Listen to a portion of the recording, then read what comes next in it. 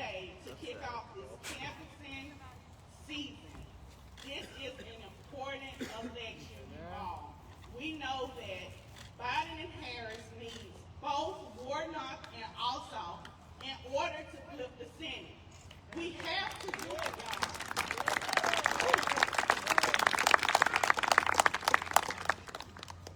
Just like our beloved John Lewis said, we have to vote like our lives depend on it. And they do. We are in a horrible pandemic, and in order to get things done in D.C., we have to get out and vote. We have to tell our friends and our family members how important it is for each of us to cast our vote. And not only is it important to cast our vote, it's important for us to volunteer. We have to dedicate our time, our talents, and our resources in this important election.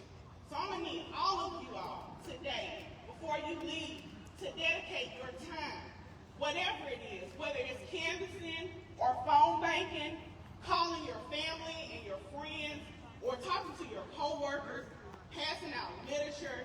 We need all of you today in order to make this happen. And as I'm speaking, I didn't even tell you who I am. I am the newly elected counselor for District 4.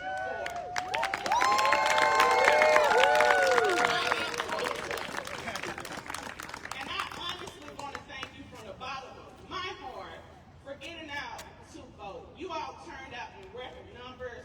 In June, you stood in long lines and in the rain and in the heat, and you did it for Columbus.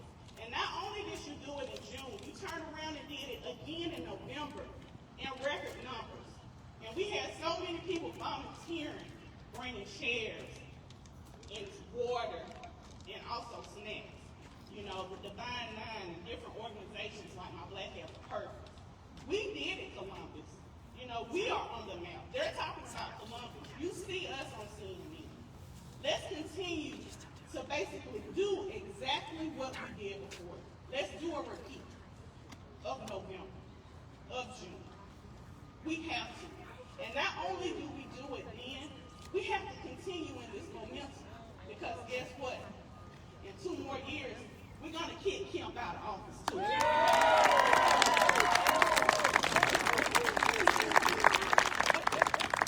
So today you're going to hear from some wonderful speakers about why it's important for you all to get out and vote. And I just want you to remember, when you look around in your household or even at work, think about those friends that tested positive for COVID-19. And some, yes, they survived.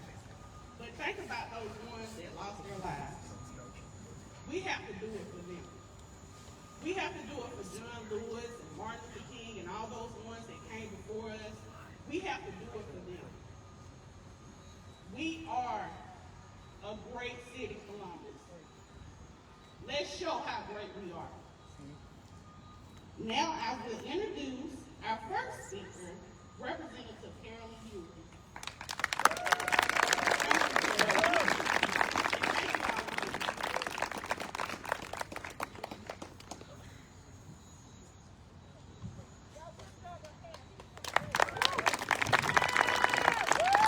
Thank you, Doug.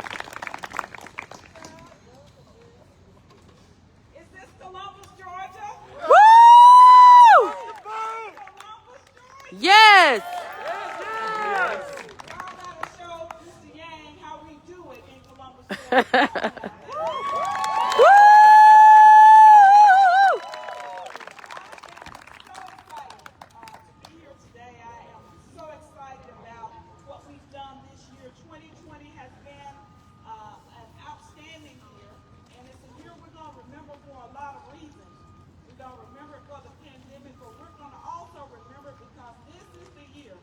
Georgia turned blue.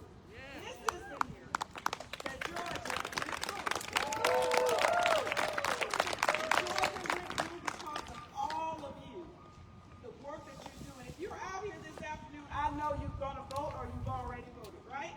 Is there anybody out here who does not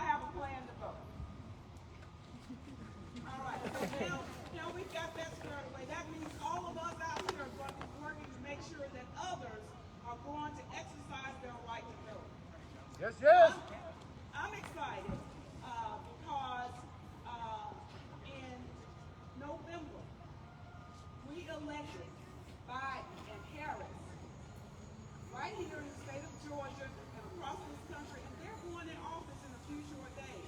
But in order for them to be successful, we got to do it again. We got to do it again. Harris is a member of my sorority, but we want her to have more than a position. We want her to have power when she gets to Washington. She got to have power. When she gets to Washington, we need to send Ossoff and Warnock so that the promises that were made on this campaign trail, the things that we went out and asked our friends and neighbors to vote for, can actually be accomplished. And that will not happen unless we send Ossoff and Warnock to Washington.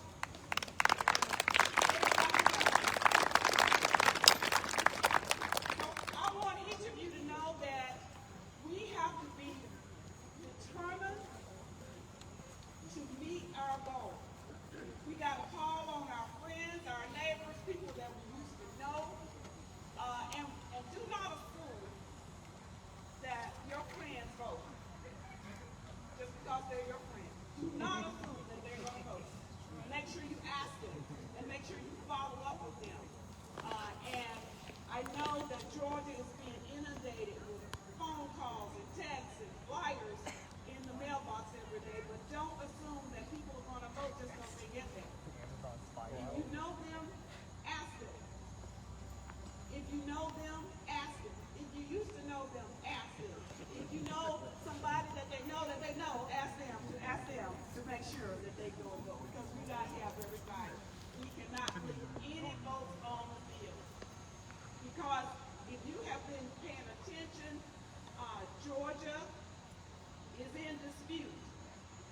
And some want to call the legislature back in session to overturn what we've done in November. So that means we got to make sure there is no doubt about these elections. The outcome has to be clear, because if it is too close, you know what's going to happen. We have got to make sure that whatever happens in Georgia can withstand recount after recount, because we already know that's what's going to happen. So that means we have to I know who I can give them. There you go.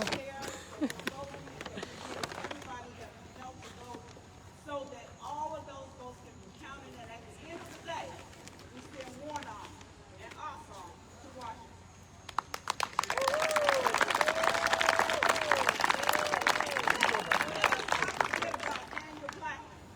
Daniel Blackman is from Columbus, Georgia, and we need to send him to the Public Service Commission. There are no Democrats on the Public Service Commission. We need somebody there looking out for our interests. So, Columbus, now, I understand that we're going to go do some canvassing this afternoon, right? Yes, yeah!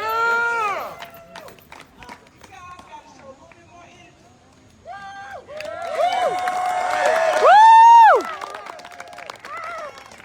Otherwise, you're not going to make it to the first block. Okay, fine, I'll do it. So, all I want to say to you is that I appreciate the opportunity to serve you as your state representative. I know that we can make this happen here in Georgia.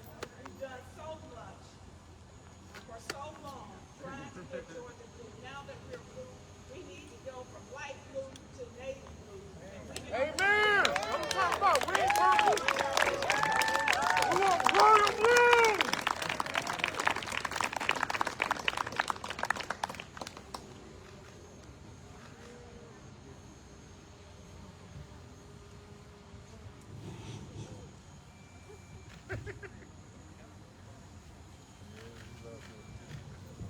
Well, hello, Columbus Democrats. How are you doing? Woo! Let me tell you what, I say hello, Columbus Democrats, but the truth is I say hello, people of all affiliations that didn't know they were Democrats until they realized we need good government for our families, for our jobs, for our lives. Some of us out there, maybe 5, 10 years ago, weren't even politically involved. disaster. Folks, government touches your life every single day. And if you didn't know that before, you damn sure know it now. So let me tell you something. We have hit the big time here in Georgia. We knew this was coming. 5, 6 years ago, we knew we had more Democrats in Georgia than we had Republicans or people unaffiliated. But the problem was we didn't vote. We didn't vote.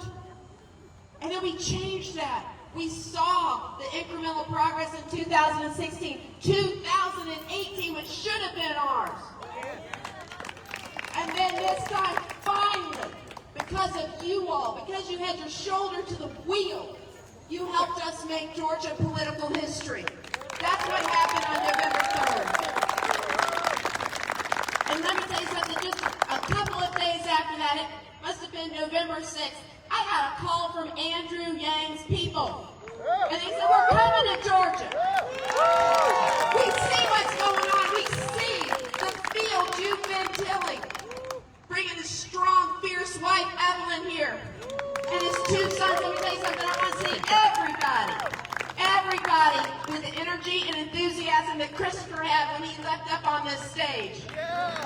Because that's the legacy you've inherited from Stacey Abrams, from so many others that have been tilling this field for so long. And here we stand. We have a president-elect, Joe Biden, and Vice President Kamala Harris to show for it.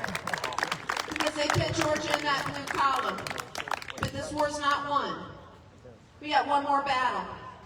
Because I'm telling you folks, we can't beat COVID without a Democratic Senate. We can't. We can't get our businesses back. We can't get our lives to this new normal we're going to have without that kind of leadership. Joe Biden, Kamala Harris, they're just 2 people. They can't pull this load alone. And so we've got one more battle. And you guys are on the field.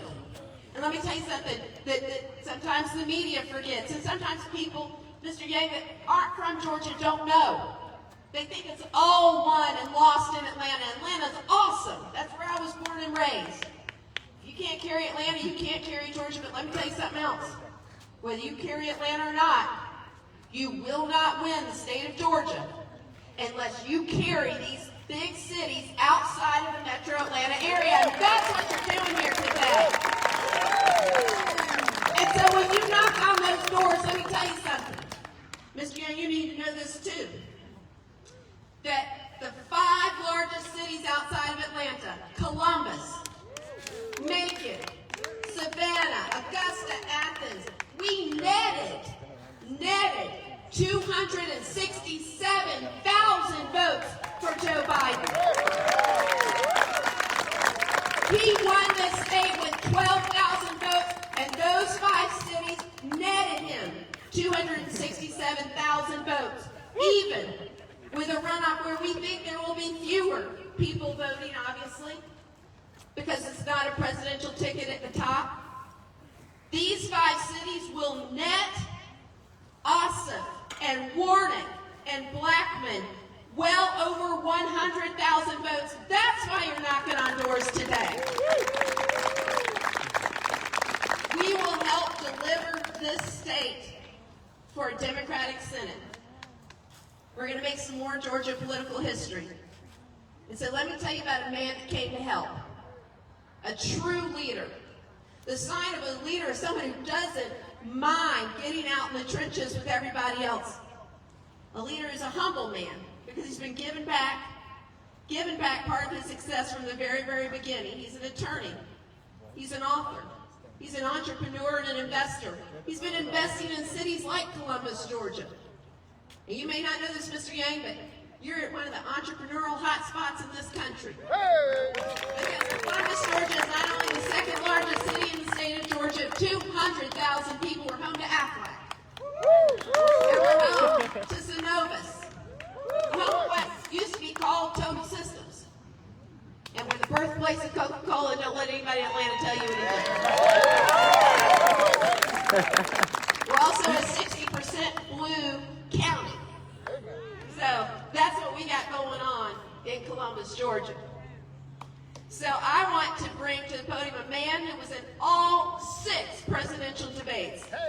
People didn't know what to make of him. See, skyrocketed up onto that debate stage because he earned it with his provocative ideas of how progressive ideals are economic strength and economic security. He can talk about that with authenticity because he's been investing in those ideals for years. This is the type of voice we need to hear more from. We are so honored to have you here today. Ladies and gentlemen, I want you to welcome to the podium a progressive, democratic, thought-provoking individual who's come to help us deliver this state for Joe Biden and Kamala Harris, a Democratic Senate. Andrew Yang, everyone.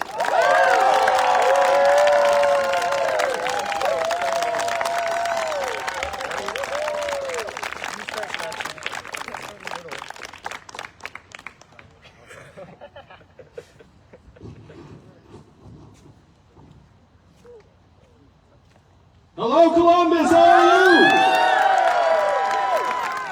Thank you for that incredible introduction. I can see how she's a former mayor of Columbus. Yes. I'm here because the rest of the country needs you all to get the word out about the special election on January 5th. Everything rests on it. And Teresa was saying that November 6th, we saw the numbers and said, oh my gosh, all of the work that went into getting Joe and Kamala elected is going to come to much, much less in terms of real life results for the American people if we do not deliver them a Senate that is not led by Mitch McConnell.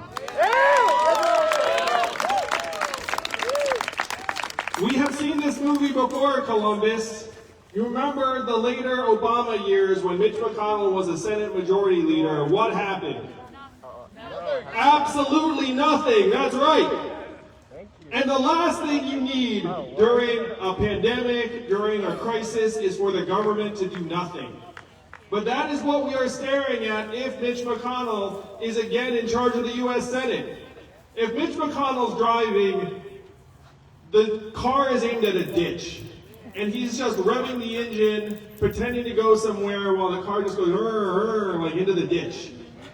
That is where our country is heading if we do not get John Ossoff and Reverend Warnock elected to the U.S. Senate on January 5th. And you really could not make up this set of candidates in this race. You know what I mean? You're like I've spent time, I met Reverend Warnock last year. I went to his church. I saw his food pantry. The man's literally been helping the needy for years. And then his opponent is Kelly Loeffler. No, really, I don't know if you know this about me. I don't really like to talk ill of someone. But Kelly Loeffler and David Perdue managed to get accused of insider trading in the wake of receiving information about the coronavirus. So I want you to imagine being in a position of power, getting the word that a pandemic is going to sweep the country, and your first move is to adjust your stock portfolio. Oh, think about that. You could not make that up. If that was like a TV or movie script, you'd be like, oh, come on. But that is what happened. That is Reverend Warnock's opponent. It is wild. And she's the senator here in Georgia, not because anyone elected her. You know, she was appointed right after she made a 6-figure donation. It is ridiculous. And you have a chance to overturn that appointment on January 5th, Columbus. You can let the people know that that Senate seat is not for sale, and to the extent it was sold, we're going to get it back. Yes. That's one race. Again, you cannot make up this kind of contrast between Reverend Warnock and Kelly Loeffler. And then on the other side, you have John Ossoff against David Perdue. David Perdue, can't make it up, declined to debate John Ossoff in this last period because I guess he didn't like his performance against John the time before. How many of you saw that performance between David Perdue and John Ossoff? You can kind of see why he declined to have a repeat of that. But I'm going to suggest to you all, if you're the sitting senator in Georgia, you kind of have to show up to debate. Am I right? That's not really an option. That's not like, oh, I represent millions of people here in the state of Georgia, but I didn't enjoy the last one, so I declined to show up. I mean, that last election was this close. You know, like, it's clearly just a move where he decided it was not in his political interest to debate John Ossoff, and we have to let the folks know the people of Georgia deserve better representation, better leadership than someone who will not show up to debate their opponent, who will not show up for the people here in Georgia. And again, David Perdue managed to be yet another senator who's had to explain away insider trading behaviors in the wake of receiving coronavirus information. On the other side, you have John Ossoff, this incredibly idealistic, energetic, progressive leader who wants to do right by the people. The choices could not be more stark. And I'm not from Georgia, I think you've all gathered that. But the rest of the country doubted that you could do it. The rest of the country doubted that Georgia could go blue. Truly. And the fact that it did go blue by 12,000 votes, there's still a lot of people around the country who aren't so sure about our prospects on January 5th, despite the fact that polls show very consistently that these are razor-thin races and that in many of the polls, John and Reverend Warnock are ahead. Now, I'm just telling you like it is from the rest of the country. The rest of the country, I get these messages all the time. So we all, like, people now know I'm in Georgia, and they keep saying to me, how are things going? What's going to go on? And I tell them, look, stop talking to me. Do some work. You know what I mean? And that's what you all are here doing. You're here to do the work. It's glorious. I've been canvassing here in Georgia for a number of days. I was with Martin Luther King III the other day, which itself was a delight. So we knock on the door, and then as soon as they saw Martin, they would be like, they would ignore me completely. Straight up Martin, and then they'd share some childhood anecdote where it's like, oh, you know, we played together as kids. Them and Martin, obviously, not me. But at least one person said something to me that should motivate you all to canvass and knock on doors today. We said, hey, are you ready to vote? And you know what they said? I already voted. There are a lot of people here in Georgia who are thinking that. It's like, what do you mean? I already voted. Yeah. There was an election in November, and now it is December, and I'm gearing up for something else. And then when we said, no, there's another election January 5th, and in many ways it's just as important as the one that just passed, then they were like, oh, tell me more, explain, got the information, and that person, I'm sure now, is going to vote. Because Martin Luther King III told them that they need to vote, and they're going to vote. But in this world we live in now in 2020, it is very, very easy to feel like you're getting just swamped with information all the time, and a lot of people have tried to turn it off. You know what I mean? You know, it's like you get mailers, you get stuff digitally, you turn on the TV, you see some ads, and a lot of that is not enough to get someone to act, really. A lot of people are very stressed out, it's a very hard time, a lot of people are very busy trying to make ends meet, and so they're not thinking about this election the way that we are. But there's something about the way human beings are wired that if some person comes to their door and expresses to them that this is important and we care enough about you getting out and voting that we are here talking to you person to person, then that actually makes something click in them in a way that no phone call, no text message, no TV ad can ever do. That's the way we're wired as human beings. That's one reason why this is such a difficult and painful time for us. And that's also the reason why what you do today in canvassing and getting out the vote is, by the numbers, the most effective way to activate a voter under the sun. That's why I am here today, and that's why it's going to be a privilege to join you in knocking on doors to canvass here in Columbus and get out the vote. Because this is going to be a razor-thin election again. You got to know that. This is going to be neck and neck the whole way. Every person you talk to, every leaflet you leave could be the difference maker in these races. And the value difference between having Reverend Warnock and John Ossoff in the U.S. Senate and David Perdue and Kelly Leffler in the U.S. Senate can be measured in lives, can be measured in millions of jobs, can be measured in the hopes and dreams of the entire country. Every door you knock on, every voter contact you make can help us actually be in position to celebrate on January 5th.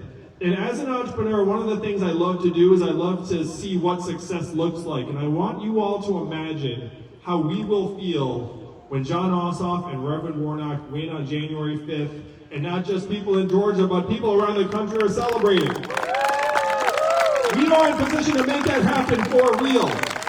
Here right now, in this field, we and we alone, more than anyone else in the country, there are millions of people around the country who need us to win. They may not even know it. They may not even know what's at stake the way that we do, but we do. We do enough that we gather together on a Sunday afternoon. We could be doing anything in the world, but we are here. We are here to fight for our people. We are here to fight for our future, and we are here to get John Ossoff and Reverend Warnock elected the next senators from the great state of Georgia. And when they win, we will know that we were there, that we fought, that we took our time, took our heart and spirit and energy, and brought it to our fellow Americans, to our fellow Georgians, to our neighbors, and that we were the group that made this point in U.S. history point up and not flat or even down. It's why I'm so proud to be here with you today. Are you ready to celebrate with me on January 5th? Are you ready to do some work, Columbus? Yes. Let's show the rest of the country and the rest of the world that Georgia is not just purple, it's going to be blue and blue to stay. Thank you very, very much. Let's win this for those people in the rest of the country that do not even know what they need, but they will know when John Ossoff and Reverend Warnock deliver real cash relief to them from the U.S. Senate in February of 2021. Thank you, Columbus.